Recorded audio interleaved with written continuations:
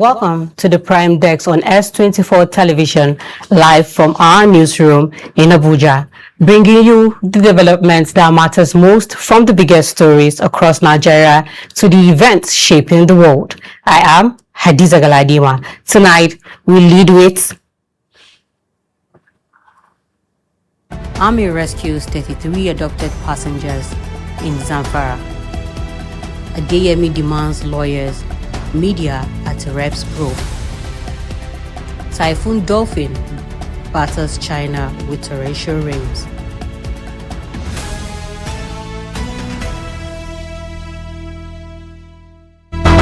Now the news in full.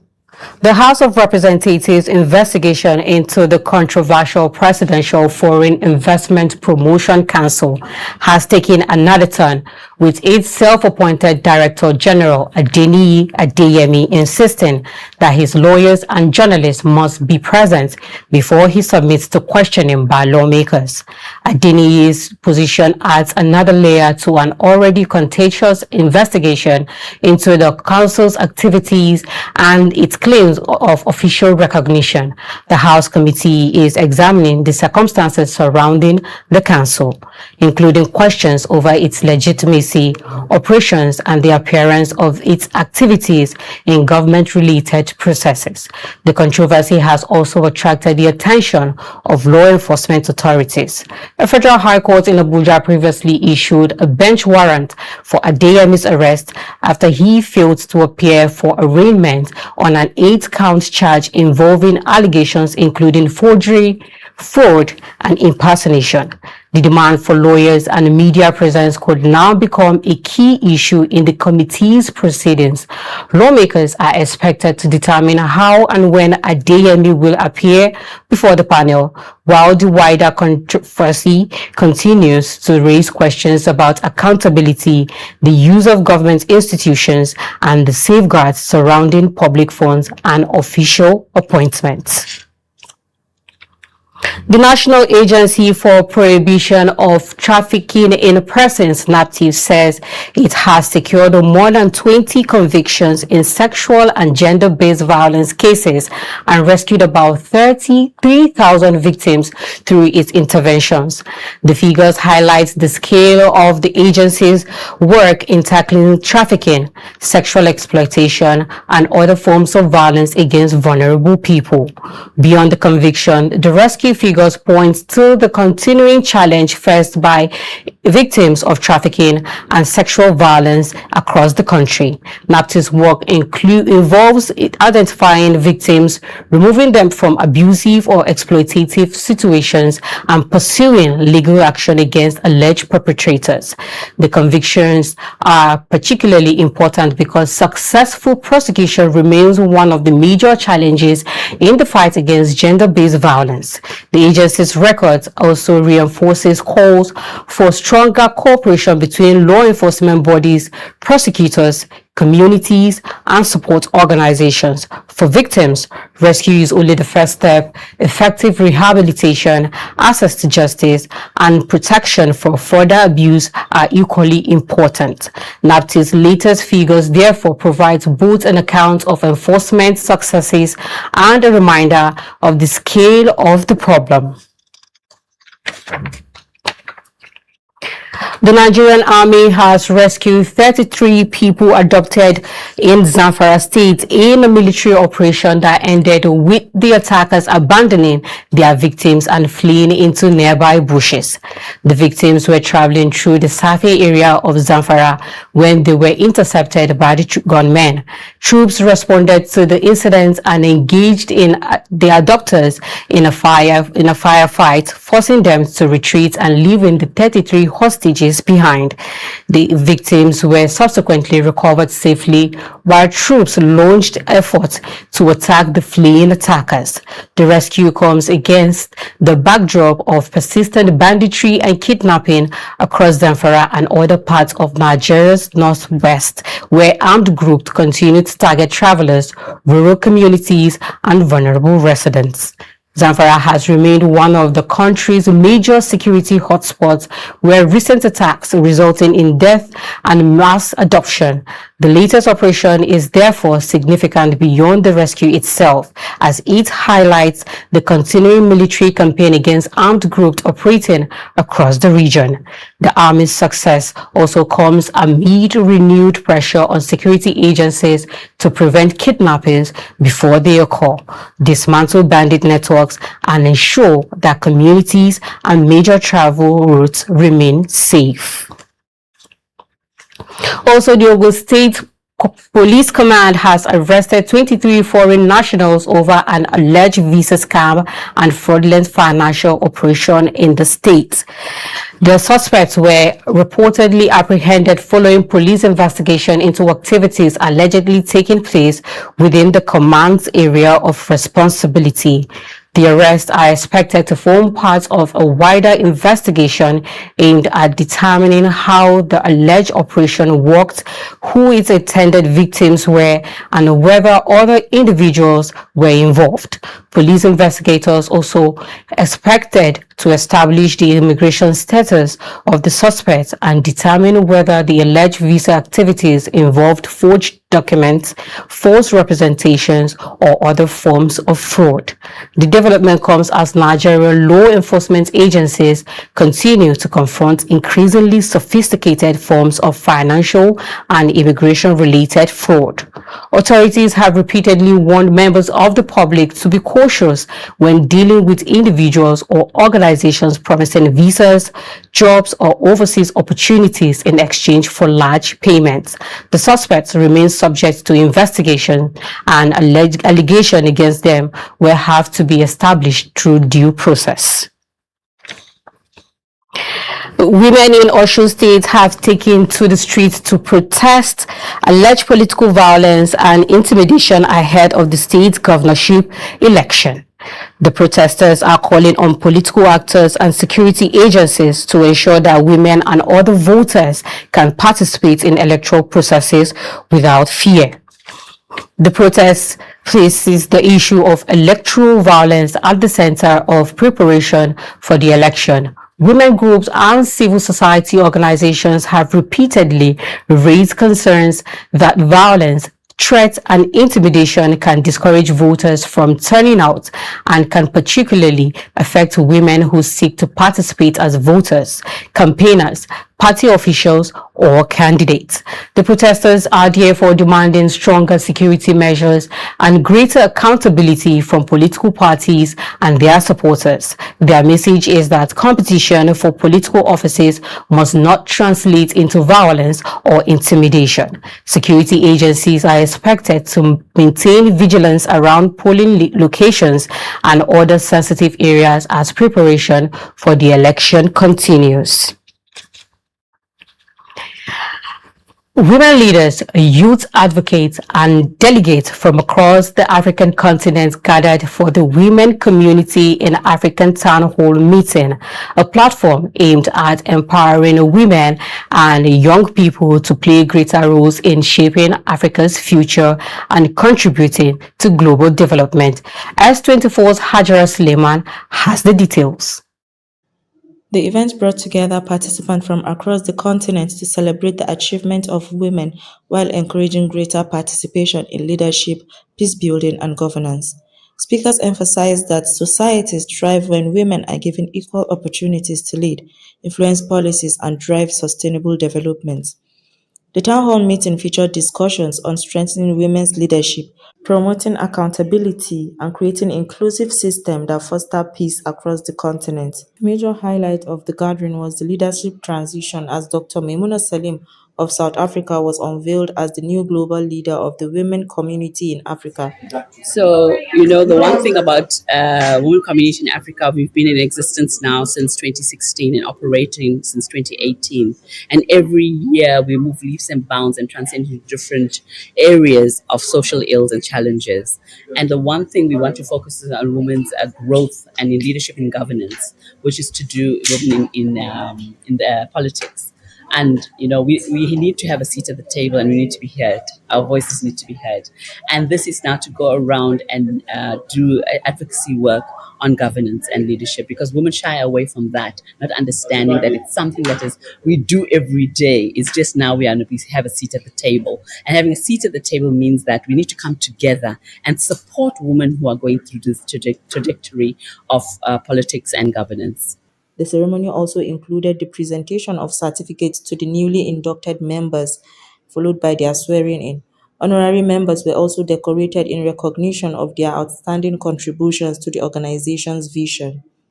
Organizers expressed optimism that the town hall meeting will inspire more women and youth to take active roles in leadership and community development, strengthening Africa's collective voice on the global stage.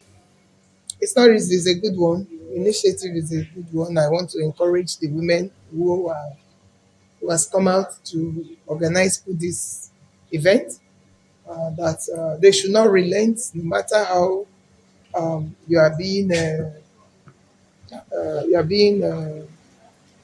whatever limited. You should not allow any limitation to limit you from whatever you want to achieve. You can see, like me, we are in a male-dominated profession, but we are pushing. As a woman, we have to try and push. The event concluded with vibrant poetic recitation, a debate session, and colorful cultural performance by students showcasing Africa's rich heritage and creativity of its young people.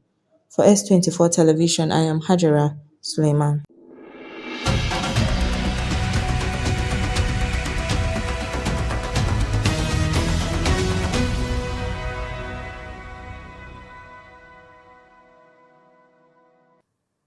If you're just joining us, you are watching the Prime Desk on S24 Television. Stay tuned for our international news coming up after the break.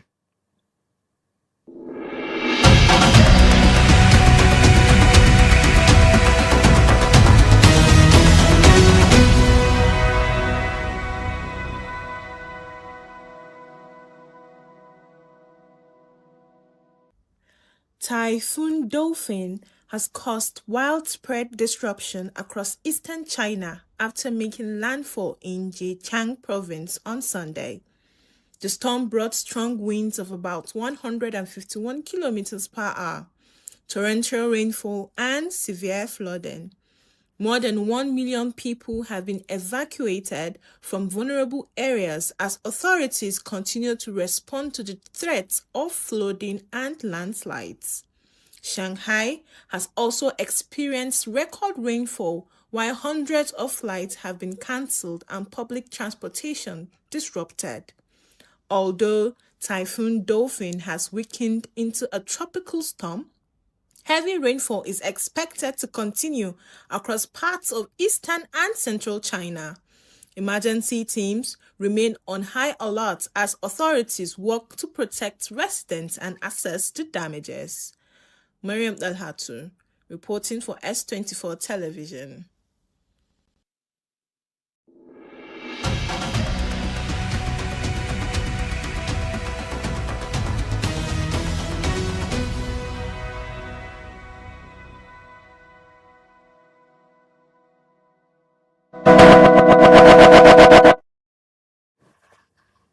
Thanks for staying with us.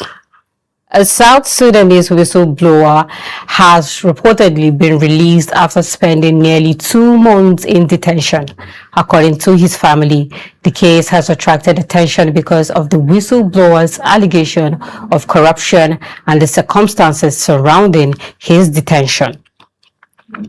The man, Atobi al-Gaddafi Dit, who also holds Kenyan citizenship, has previously been reported abducted in Nairobi and taken to Juba after making allegations concerning corruption in South Sudan.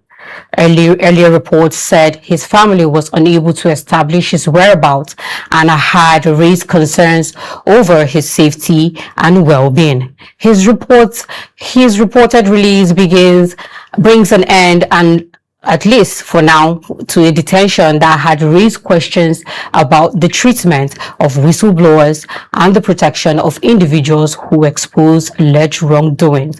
The development is also likely to renew attention to the allegations that precedes his detention and on calls for greater protection for whistleblowers and journalists investigating corruption. And China is bracing for severe weather as Typhoon Dolphin moves across the country's eastern region, prompting authorities to step up emergency measures and warn residents in vulnerable areas.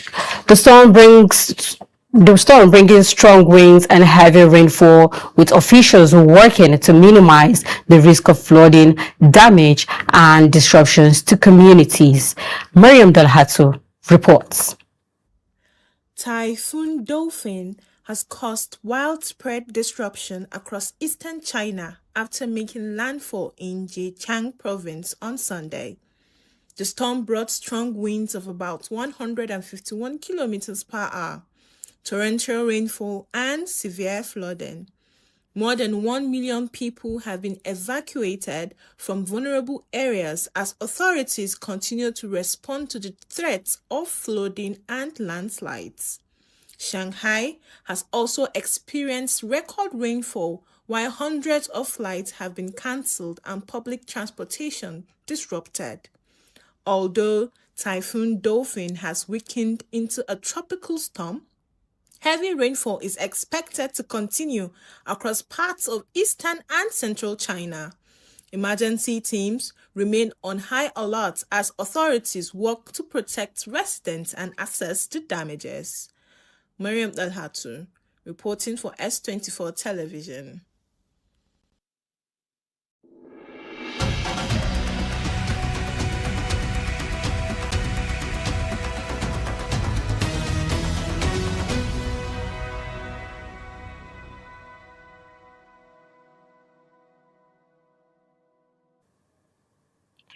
Another major development in Ireland's fight against organized crimes, as alleged crime boss Daniel Kinahan appears before a special court in Dublin following his extradition from the United Arab Emirates. Kinahan is facing a charge linked to the alleged direction of a criminal organization. Noella Samuel reports. Alleged Irish organized crime figure Daniel Kinahan has been charged in Dublin with directing a criminal organization following his extradition from the United Arab Emirates. A major development in Ireland's fight against organized crime, as alleged crime boss Daniel Kinahan appears before a special court in Dublin following his extradition from the United Arab Emirates. Kinahan is facing a charge linked to the alleged direction of a criminal organization. Under heavy security, Daniel Kinahan was brought before Ireland's Special Criminal Court in Dublin following his extradition from the United Arab Emirates. The 49-year-old is accused of directing the activities of a criminal organization between October 18, 2015 and April 6, 2017. Kinahan was arrested in Dubai in April this year on an Irish arrest warrant before being extradited to Ireland to face the proceedings. At his court appearance, he was remanded in custody and transferred to Portlaoise Prison. The next court appearance is scheduled for October 5th. The Special Criminal Court operates with a jury and deals with certain serious organized crime and terrorism cases. Irish and international law enforcement agencies has long linked the Kinahan organized crime group to drug trafficking and other serious organized criminal activities. In 2022, United States authorities identified Daniel Kinahan, his father Christopher Vincent Kinahan Sr., and his brother Christopher Kinahan Jr. as leaders of the group and announced financial rewards for information leading to their capture. The organization has been associated with alleged criminal activities extending beyond Ireland, including links to the United Kingdom, Spain, and the United States. Kinahan has denied responsibilities for criminal activities attributed to him.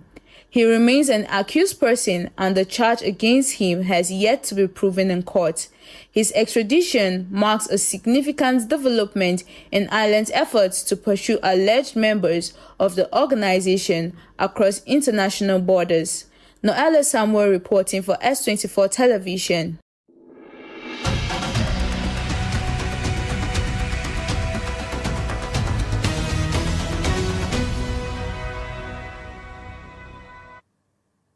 You're still watching Prime Desk on S24 Television, and now we move to our Explainer segment. Beyond the headlines, we provide the facts, context, and key details you need to better understand today's biggest story. Stay tuned.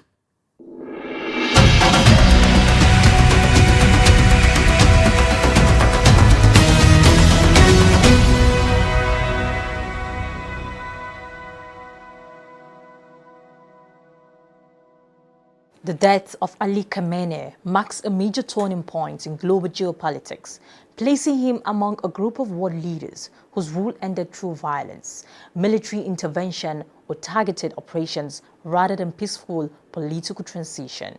Khamenei, who led Iran since 1989, spent decades confronting the United States and its allies over regional influence, sanctions, and Iran's nuclear ambitions. His reported killing in a foreign military strike reflects how geopolitical rivalry can escalate to the point where leadership itself becomes a strategic target. The fate of 7 leaders, in particular, illustrates how power struggles, ideological conflicts, and international intervention have repeatedly converged to end political reigns through force. In Libya, Muammar Gaddafi was killed on 20th October 2011 during the collapse of his regime in the Libyan civil war after NATO-backed airstrikes weakened his forces. His death ended more than 4 decades of rule but left Libya politically fragmented. In Iraq, Saddam Hussein lost power after the Iraq War. He was captured by U.S. forces and executed on 30th December 2006, closing a long and controversial era in Iraqi politics. Egypt experienced a dramatic political assassination when Anwar Sadat was killed on 6 October 1981 by Islamist militants during a military parade in Cairo, partly in reaction to his peace agreement with Israel. In West Africa, revolutionary leader Thomas Sankara was killed in a coup on 15 October 1987, ending a radical reform project that had begun only 4 years earlier. The early years of African independence saw a similar tragedy with Patrice Lumumba, who was executed on 17 January 1961 during a Cold War power struggle that involved both domestic rivals and foreign interests. More recently, Chad's longtime president Idriss Deby died on 20th April 2021 after being wounded while visiting troops fighting rebels in northern Chad, abruptly ending 3 decades of rule. Across different regions and decades, these cases reveal a critical reality of international politics. When geopolitical tensions escalate, leaders themselves can become central targets in the struggle for power. Their deaths rarely end the conflict surrounding them. Instead, they often trigger new instability, reshape regional politics, and leave lasting consequences for their countries and the global order.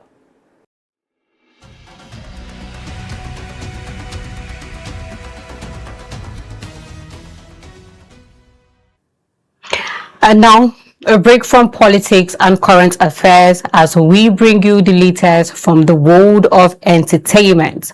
Nigeria and China are strengthening cultural diplomacy through the power of film and storytelling.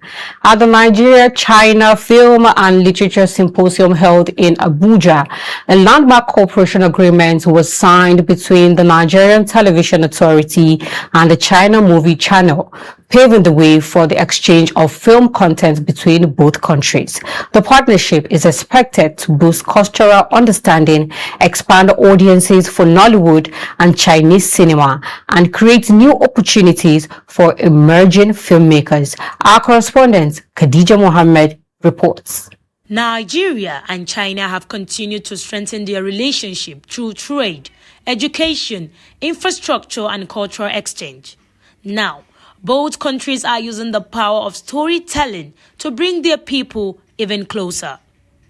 At the China-Nigerian Film and Literature Symposium, the Nigerian Television Authority and China Movie Channel signed a cooperation agreement to share and air films on their networks, bringing Chinese films to Nigerian audience and Nollywood productions to millions of viewers across China.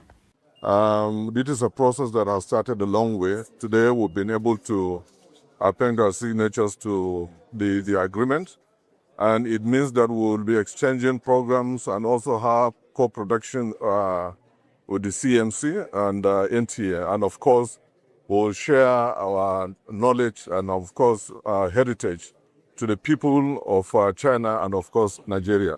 Speakers at the symposium described film as a powerful way to promote culture. They highlighted Nollywood's role in showcasing Nigerian traditions, languages, fashion, food, and stories to audience around the world. I think this is a very important milestone to enhance our people-to-people and cultural exchanges. We did this with this agreement, and I think we'll have more cooperation between China and Nigeria in terms of movie sharing and joint production, because both China and Nigeria, we are ancient civilizations, and we also big film players on the globe. So I think with this signing of the agreement, I believe that it will elevate our cooperation to a new chapter. I've been to China and I was there for 6 years.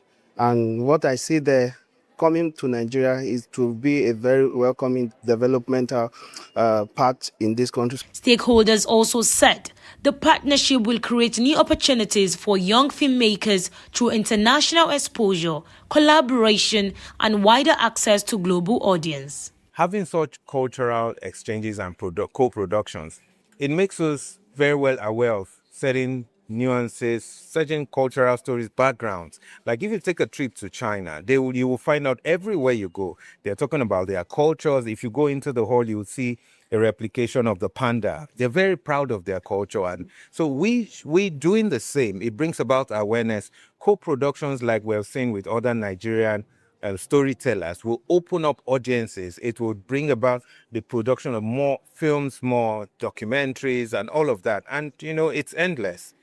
Okay, so for me, we welcome this development between Nigeria and China, and with the NTA entering this partnership, for me, is a welcome development and a step in the right direction. It aligns with our mission as media to use our profession to promote national development and cause. As Nigeria and China continue to strengthen cultural ties, the partnership shows how film can connect people, celebrate culture, and build lasting relationships across borders. Khadija Mohammed reporting for S24 Television.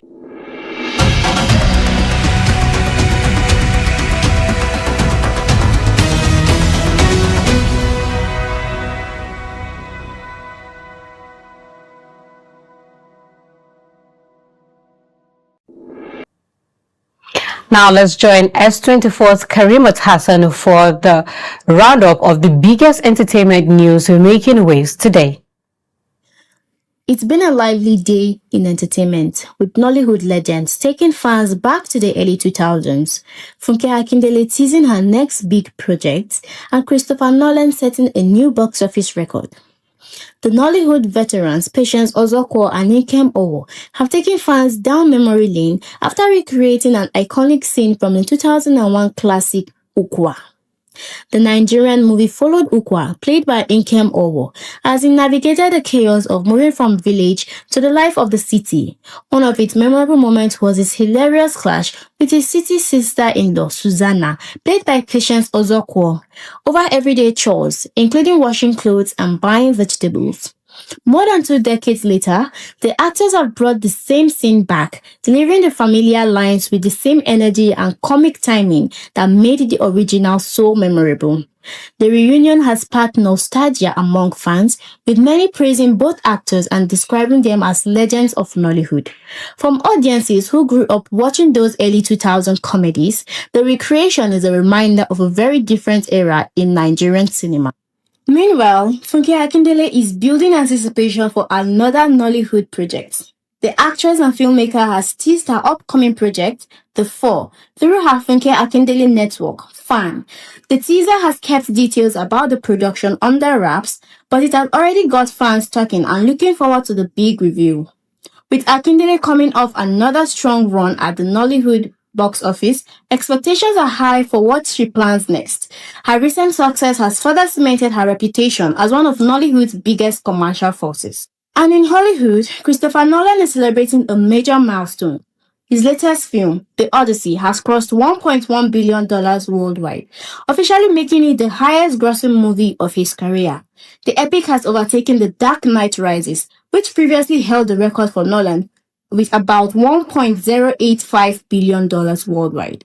The achievement adds major success to Nolan's impressive filmography, which includes blockbusters such as Inception, Interstellar, and Oppenheimer. So, from classic Nollywood moments making a comeback to a new project generating buzz and $1 billion Hollywood blockbuster breaking records, the entertainment world is certainly giving audiences plenty to talk about. Karimat Hassan, S24 Television.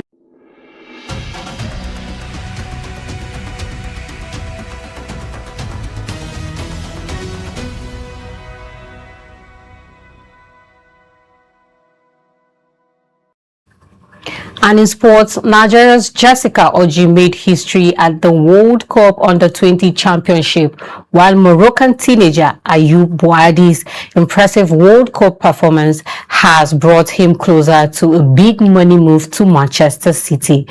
Godspower Uduakan has the report. For Nigeria, the World Under-20 Championships in Eugene ended with one medal, but it was a medal that came with history. Jessica Orji emerged as Nigeria's standout performer, winning gold in the women's shot put and becoming the country's only medalist at the championships. Orji's winning throw of 18.08 meters secured the title and made her the first Nigerian to win a World Under-20 gold medal in a field event. The 19-year-old's achievement is even more significant considering she only switched allegiance to Nigeria earlier this year, having previously represented the United States at junior level. Her victory adds another major milestone to a rapid rise in the shot put, establishing Orji as one of Nigeria's most promising young field athletes. There were other encouraging performances from Team Nigeria, including the women's 4x400 meter relay team, which reached the final but finished 8th in 3 minutes 36 seconds. But ultimately, Orji was the difference. One athlete carried Nigeria onto the podium, and she did it by making history. The challenge now is whether her breakthrough can inspire a new generation of Nigerian athletes to compete for medals on the global stage. From one young talent making history to another making headlines on football's biggest stage, Manchester City are closing in on Lille's midfielder Ayoub Boadi after reportedly reaching an agreement on personal terms with the 18-year-old. Boadi's rise has been remarkably fast. He joined Lille's academy at 13, made his senior debut at just 16, and has since developed into a regular at club level. But it was his performance at the 2026 World Cup that pushed his reputation even higher. Playing for Morocco, Boadi started against Brazil and showed remarkable composure for a teenager, completing more than 90% of his passes while confidently carrying the ball through midfield. That performance earned him a place in Opta's team of the opening round. He went on to start all 5 of Morocco's matches as they reached the quarterfinals, gaining valuable experience against some of the best players in world football. Now, Manchester City wants to make him part of their future. With uncertainty surrounding Rodri's future, City are reportedly prepared to invest around €100 million in Boadi, with the teenager preferring a move this summer rather than waiting until 2027. From a teenager debut at Lille to the World Cup and now potentially Manchester City, Boadi's rise continues at remarkable speed. Udokan Godspower, S24 Television.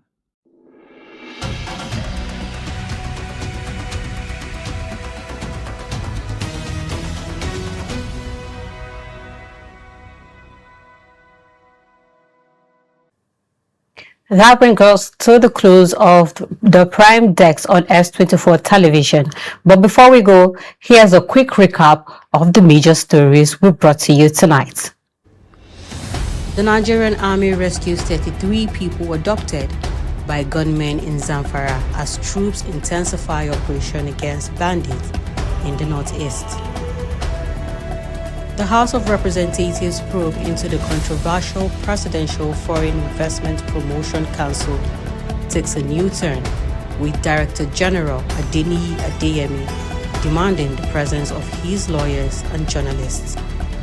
And Typhoon Dolphy batters China with torrential rains and strong winds, disrupting transport and prompting emergency responses.